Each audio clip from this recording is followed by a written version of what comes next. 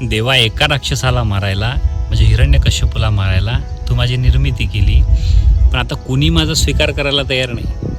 ग्रह नक्षत्र असं म्हणतात वर्षाचे 12 महिने, त्या 12 महिन्याचा हिशोब द्यायला, ते 12 महिन्याचं काम करायला आम्ही बांधील आहोत. पण तुम्ही जर 13वा महिना घेऊन येसाल तर आम्ही कुठून तुमचं काम करणार.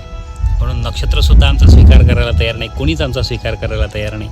देवा, मला मलमास म्हटलं जातं, मला अत्यंत पापी समजलं जातं. देवा, माझा उद्धार करण्यासाठी काहीतरी करा. नारायणाला ज्या वेळेला मलमास हे सर्व सांगायला लागला त्यावेळेला नारायण भगवान परमात्मा मलमासाला घेऊन गोलोकधामामध्ये गेले भगवान श्रीकृष्ण परमात्म्याच्या जवळ आणि भगवंताला विनंती करतात, देवा या मलमासाच्या निवृत्तीकरता तुम्ही काहीतरी करा. त्यावेळेला भगवान श्रीकृष्ण परमात्मा म्हणतात, काळजी करू नका, आजपासून या मलमासाचा स्वामी मी आहे. आणि म्हणून तेव्हापासून मलमासाला पुरुषोत्तम मास असं म्हटलं गेलं. त्यालाच आपण अधिक महिना म्हणतो. आणि या अधिक महिन्यामध्ये जे काही आपण पुण्य करतो, जे काही आपण भजन करतो, जे काही आपण नामस्मरण करतो, त्याचं अधिकत्वानं फल आपल्या सर्वांना भेटत असतं.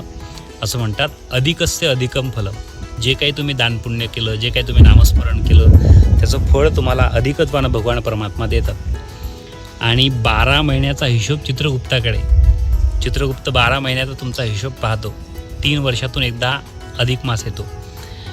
पण तो जो 13वा महिना येतो त्याचा हिशोब चित्रगुप्ताकडे नसून त्याचा हिशोब स्वतः भगवान परमात्मा पाहतात.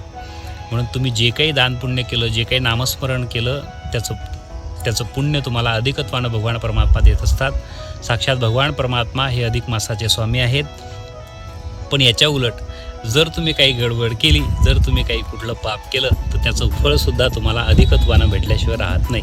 रामकृष्ण हरी.